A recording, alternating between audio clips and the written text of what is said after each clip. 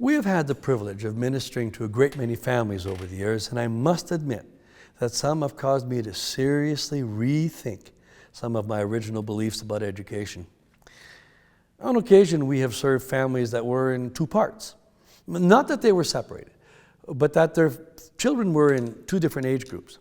These parents had the first family, and years later, for whatever reason, started the second family.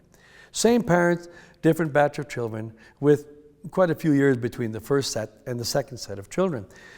One of these families that remain as personal friends to this day is a case in point. They sent their first child to school, found that it was not as good a place as expected, and brought their children home. As usual, they also brought the school home. Trying to do school at home proved to be more trouble than it was worth, so changes were made to the program to better fit the family and the student. Eventually, this family became more home educators than homeschoolers, as they took on more and more responsibility and independent, family-centered individual programming. Several years later, the family was blessed with another child, and a couple of years after that, yet another one, creating a family of two sets of children, the older bunch and the younger bunch. We have all heard how experience is a good teacher, and this situation is a good example of this. By the time the family was completing the education of their first family, the second family was ready to begin. However, by now, the parents were experienced. They had already transitioned through homeschooling to home education, and by now were comfortable with allowing the children to simply learn as the opportunities were presented. As a consequence of the parents being more experienced, older, and wiser, the second family was raised in a more relaxed educational environment. And not that the first family was under any undue stress, but the second set of children were given the freedom to learn as they grew. The family had become unschoolers. I was relatively new to this way of thinking at the time, but I soon saw the wisdom to this novel approach.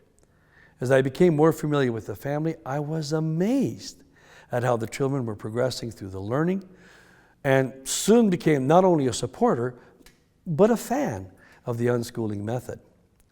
Now, remember that I was a public school teacher, not only teaching students at the high school level, but mentoring young student teachers as well.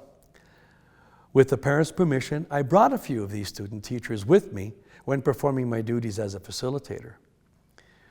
Without exception, these students who were indoctrinated to think in a school kind of way were completely flabbergasted by what they saw, and every one of them vowed to incorporate unschooling within the school once they had their jobs.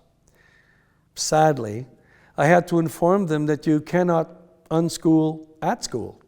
It is only when not in school that you can unschool. They could plainly see the advantages to the unschooling method. As mentioned, I continue to be very involved with this family.